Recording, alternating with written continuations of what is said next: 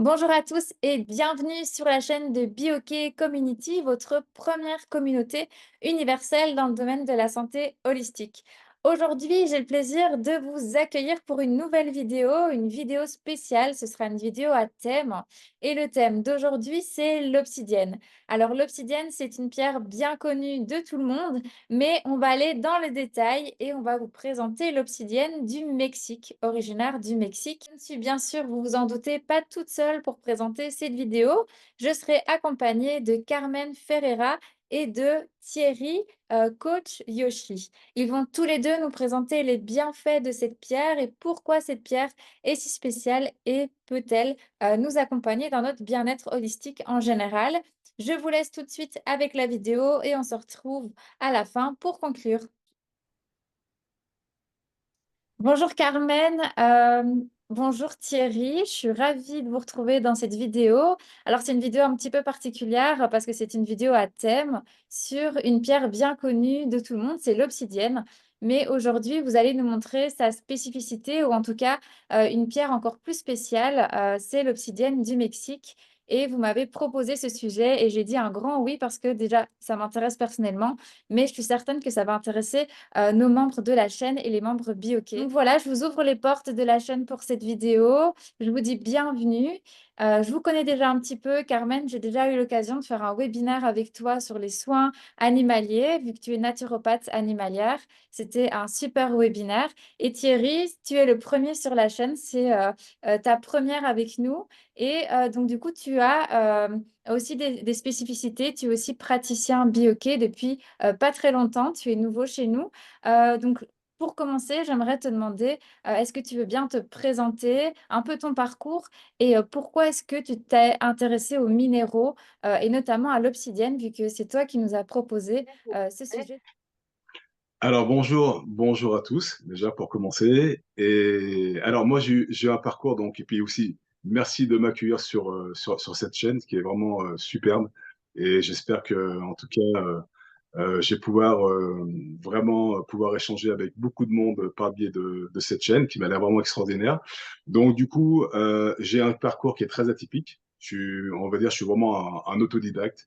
Euh, et très jeune, on va dire dès que j'ai eu 21 ans, je suis parti à l'aventure déjà avec un ami. On est parti aux États-Unis sans pratiquement sans sous, sans rien. On a vécu une grande aventure là-bas. On a donc travaillé. On a même réussi à monter une société là-bas. Donc au fil du temps, on a donc aussi vécu dans les quartiers afro-américains, asiatiques. WAPS, les Blancs aussi. Donc, on a vraiment fait tous les quartiers. Et j'ai pratiqué les arts martiaux dans le quartier de Chinatown à San Francisco. Donc, j'ai eu vraiment un très, très beau contact, même si je pratiquais déjà les arts martiaux avant en France. Donc, du coup, ça m'a donné envie de partir en Asie. Je suis reparti 2 fois aux États-Unis. Après, j'ai commencé donc à partir un petit peu dans les îles. Et après, donc, j'ai réalisé mon rêve. C'était l'Asie. Donc, toujours pareil, je rentrais, je travaillais, je faisais un petit peu d'argent, je repartais. Et du coup, donc en Asie, j'ai travaillé sur mes disciplines que j'aimais beaucoup, donc les arts martiaux, et puis aussi notamment donc le yoga, la méditation, la gym chinoise, le massage thaï aussi. Donc j'ai créé par la suite une fédération de massage thaï et de yoga en France.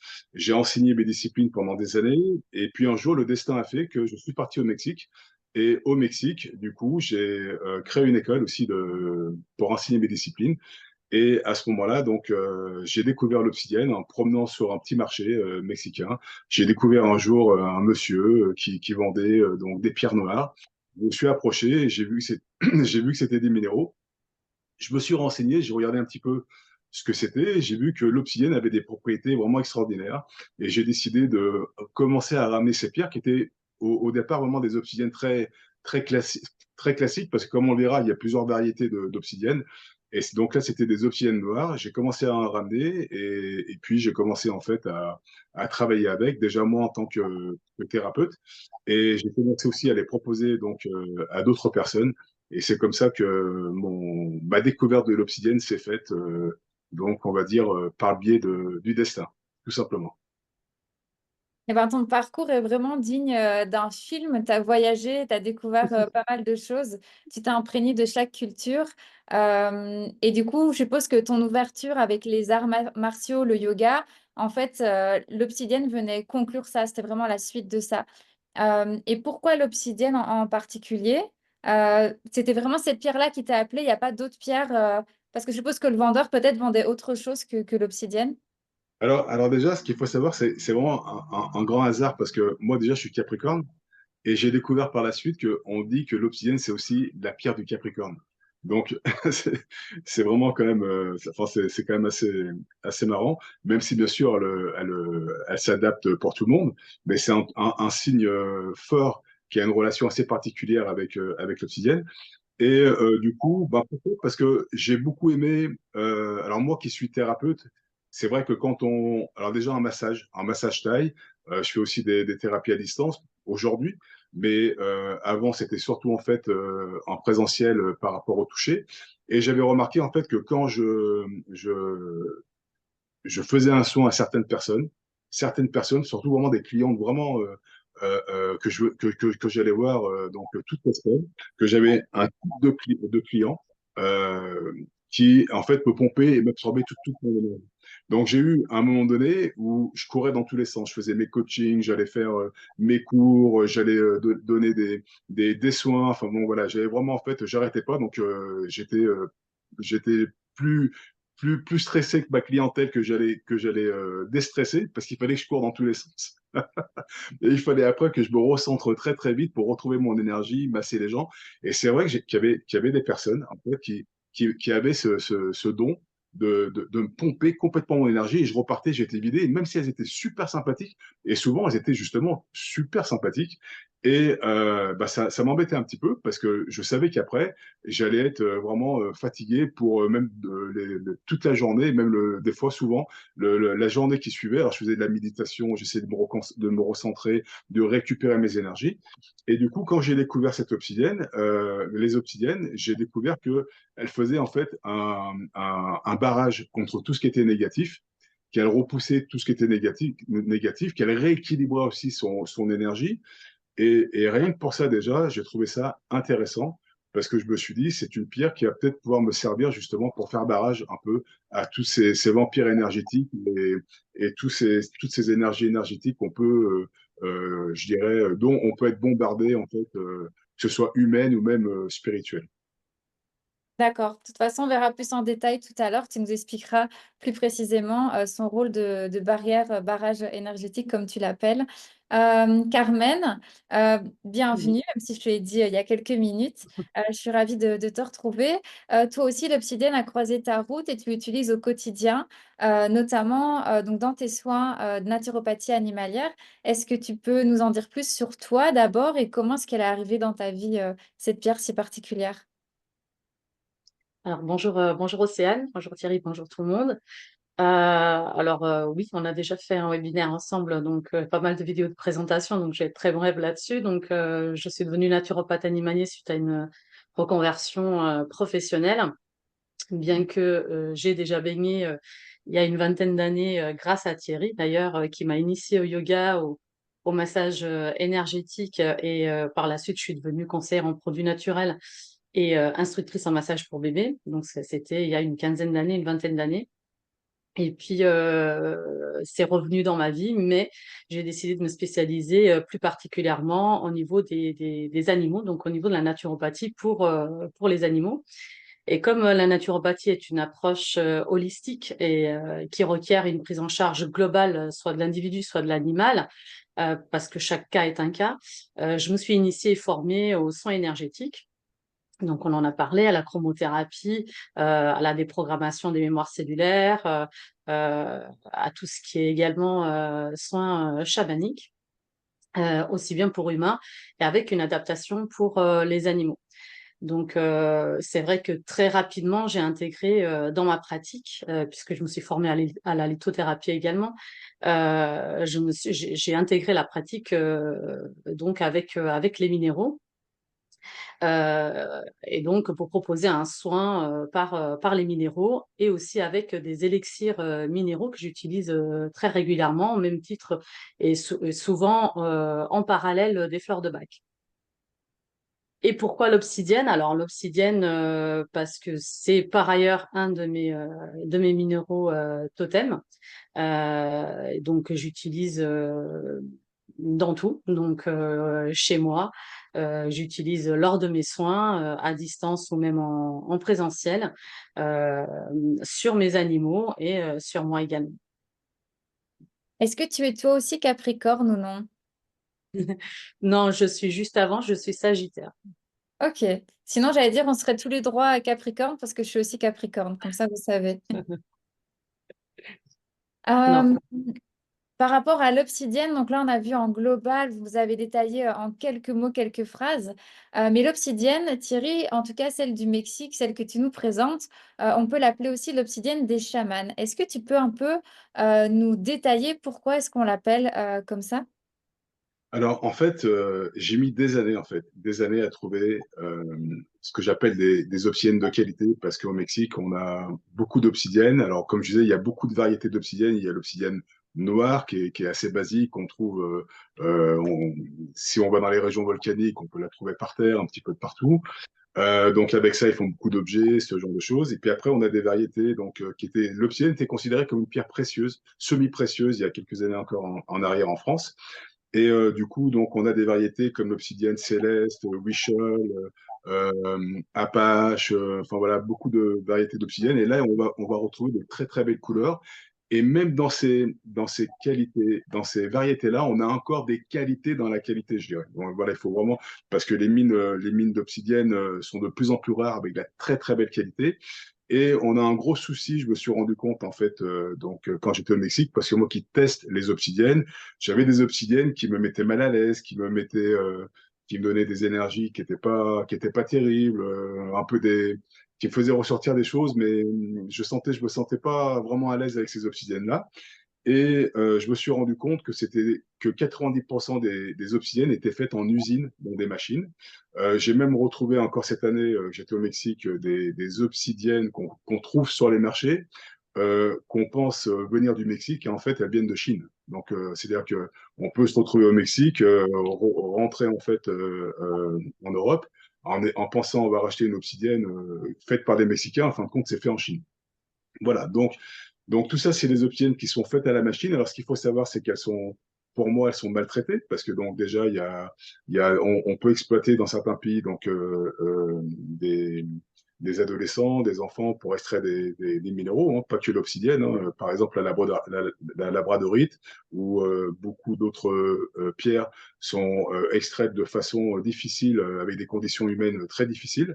Donc déjà, dès qu'il y a de la souffrance, je vois pas comment déjà le minéral qui absorbe beaucoup l'énergie en fait de ce qui l'entoure peut faire un travail vraiment, je dirais, euh, le travail qu'il doit vraiment, je dirais, pouvoir fournir en fait, ben il va être un peu coupé en fait si jamais il absorbe en fait une mauvaise énergie due à de la souffrance humaine ou ce genre de choses, et surtout si en fait c'est extrait à la dynamite, parce que beaucoup de minéraux aujourd'hui sont extraits donc de façon très barbare, on va dire. Donc du coup, non seulement ça va être extrait comme ça, mais en plus de ça, ça va après être encore, les blocs d'obsidienne vont passer dans des machines, et tout ça, ça va être fait en fait par des machines. Vous voyez ce que je veux dire? Donc voilà, c'est pas dit, c'était vraiment quelque chose. Je me suis rendu compte que c'était quelque chose qui donnait vraiment une mauvaise vibration à l'obsidienne. Et des fois, j'avais des gens, donc parce que j'ai fait beaucoup de salons bien-être, et j'avais des gens qui venaient, on parlait de l'obsidienne, ils me disaient, oui, mais moi, voilà, j'ai une obsidienne, et en fin de compte, mon obsidienne, elle a fait remonter des choses un peu trop fortes, ou ce genre de choses. Et je me suis rendu compte que souvent, ces gens-là avaient des obsidiennes qui venaient en fait de la grande distribution, c'est-à-dire des obsidiennes qui ont été faites à la machine et extraits certainement de façon pas vraiment, on va dire, qui respectent en fait vraiment en fait le minéral. Et j'ai mis des années en fait pour trouver des tailleurs de pierre. Alors après, j'ai commencé à vraiment trouver des vrais tailleurs de pierre, mais même dans les tailleurs de pierre, souvent, c'était des tailleurs de pierre en fait qui faisaient ça plus pour le commerce. Donc là encore, ça me plaisait pas trop parce que bon, c'est vrai qu'ils taillaient à la main, ils mettaient du temps pour faire leur obsidienne, mais il y avait pas encore ce que je recherchais en fait au niveau de l'obsidienne. Et puis un jour, donc j'ai réussi donc à découvrir donc en fait les personnes avec lesquelles que je travaille aujourd'hui, dont un monsieur qui a été initié par son papa au chamanisme, qui vit vraiment dans les collines reculées, vraiment il faut beaucoup d'heures de route pour aller là-bas dans ces collines-là. C'est vraiment en fait le Mexique d'hier, hein, c'est le Far West même carrément quand on va là-bas. Et, et du coup, donc là, eh ben, j'ai découvert que ces gens-là travaillaient l'obsidienne d'une façon comme leur avaient enseigné leurs ancêtres. C'est-à-dire donc avec toute la tradition chamanique. Et ce que j'ai beaucoup aimé dans ce que me disait donc mon tailleur de pierre, il me disait si jamais j'ai un bloc d'obsidienne et que je sens que cette obsidienne me dit non, que je ne dois pas la travailler, je ne la travaille pas. Et ça, c'est des choses vraiment qui m'ont plu. Et quand aussi j'ai vu en fait l'amour qu'ils mettaient dans leur obsidienne, le travail et tous les rituels chamaniques qui respectaient en fait pour créer ces obsidiennes, je me suis dit, bah, ça c'est ma pierre, ça c'est mon obsidienne. Et c'est avec ces obsidiennes-là que je veux travailler. Et c'est comme ça, du coup, que j'ai commencé en fait à exporter difficilement ces obsidiennes, parce que c'est très difficile de les ramener. Et du coup, voilà, je travaille avec ce type d'obsidienne. Donc, du coup, c'est une pierre qui est encore a encore tout le côté humain, parce que tu parlais tout à l'heure, le côté déshumanisé avec les machines. Tu es vraiment resté dans une qualité de pierre qui est authentique et qui n'a peut-être pas bougé depuis des centaines ou des milliers d'années. C'est ça, c'est ce que j'essaie d'expliquer aux gens des fois, parce que des fois, ils vont trouver des obsidiennes vraiment à des prix modiques sur le on va dire qui sont voilà, qui sont vendus par les Chinois, par les Mexicains, mais ça vient tout des usines. Et en fait, par exemple, voilà, donc je prends une obsidienne comme celle-ci, par exemple, qui a été taillée donc à la main. Il va falloir 4 heures de travail. Donc, on se doute bien que 4 heures de travail pour faire une obsidienne comme ça, le tailleur de pierre, ben, il va vendre son travail. Il faut qu'il fasse vivre sa famille. Voilà, il y a quand même, c'est des pierres en plus qui sont vraiment c'est la plus haute qualité qu'on arrive à trouver en obsidienne. Et alors que si c'est fait en usine, c'est un bloc qui va passer dans les machines. Et une pierre comme ça, vous allez en avoir des centaines qui vont sortir en quelques minutes. Donc, effectivement, on n'est pas du tout on va dire, l'équilibre, il est complètement, je dirais, euh, c'est pas du tout en fait euh, bien pour le tailleur de pierre qui lui en fin de compte travaille de façon traditionnelle et se voit confronté en fait à des grandes manufactures, des grandes usines qui font aussi des obsidiennes avec une qualité moindre, ça c'est sûr et certain, avec des couleurs qui sont moindres aussi. Mais il faut expliquer aux gens vraiment la différence parce que ces gens-là aussi, ils ont besoin en fait de continuer à vivre, ils ont besoin de continuer en fait à perpétrer leur tradition. Et pour moi, c'est surtout ce qui me tient vraiment à cœur. Et aussi que les thérapeutes puissent obtenir de vraies obsidiennes, des obsidiennes avec lesquelles ils vont pouvoir travailler, vraiment avoir une belle connexion. Et puis surtout, arrêter avec la mauvaise presse qu'on prête à l'obsidienne en disant des fois qu'elle peut faire ceci ou elle peut faire cela, qu'elle va travailler trop fort. Pour moi, c'est pas ça. C'est vraiment en fait qu'on a des mauvaises obsidiennes sur le marché. D'accord. Et justement, par rapport à l'obsidienne, tu nous en avais parlé, enfin en tout cas tu m'en avais parlé, que l'obsidienne, la tienne, ou en tout cas celle des chamans que tu expliques, a une connexion, enfin permet d'avoir une connexion particulière par rapport aux ancêtres et elle nous permet aussi de canaliser des messages. Est-ce que tu peux nous en dire plus? Alors, ce qui est extraordinaire avec l'obsidienne, et c'est ce que j'adore, moi qui suis quand même beaucoup branché spiritualité, méditation, ce genre de choses, un jour, je croyais pas, alors au départ, faut le dire quand même, je croyais pas aux vertus des pierres. C'est-à-dire que je croyais à beaucoup de choses. Bon, j'ai beaucoup voyagé, je croyais à beaucoup de choses. J'avais déjà l'esprit bien ouvert, déjà. Mais euh, pour moi, une pierre, c'était une pierre. Je voyais pas comment, en fait, elle pouvait agir et faire tout ce dont on parle donc aujourd'hui. Et j'avais un crâne, en fait, j'étais au Mexique, j'avais un crâne d'obsidienne, un crâne de cette taille à peu près. Et puis, il était dans mon placard, ça faisait 2, 3 mois qu'il était là. Et un jour, je le sors et je me dis, bon, je vais me faire une relaxation. Et je le mets sur mon plexus solaire comme ça, et je pars. Et là, à ce moment-là, je suis parti dans un voyage fantastique, extraordinaire. Donc, je suis parti vraiment dans un voyage incroyable. Et là, je me suis dit, waouh, il y a quelque chose qui s'est passé. Et là, c'était vraiment extraordinaire. Et là, j'ai commencé vraiment à me dire, il y a quelque chose qui se passe avec les minéraux. Alors après, j'ai essayé de savoir, de comprendre aussi comment tout cela était possible. Et du coup, je me suis aperçu que la pierre a une vibration aussi, elle émane une vibration. Quand on sait que la vibration, c'est de l'énergie et que l'énergie, c'est de l'information, je me suis dit, ben voilà, donc un minéral va transmettre une information. Donc, ça peut être formation pour la protection, pour le rééquilibrage énergétique. Enfin, voilà, il y a toutes sortes de choses qui vont se passer. Et notamment aussi, les chamans amérindiens du Mexique ont toujours utiliser l'obsidienne pour leur connexion au spirituel. Alors, ils vont faire des rituels. Alors, ils vont utiliser l'obsidienne déjà parce que dans les légendes, on va dire, amérindiennes du Mexique, l'obsidienne, c'est une pierre qui va protéger de tout ce qui est en fait mauvais, comme je disais tout à l'heure, mais elle va aussi donc ouvrir des portails énergétiques. Donc, c'est-à-dire, par exemple, des portails pour les ancêtres, des portails sur d'autres dimensions.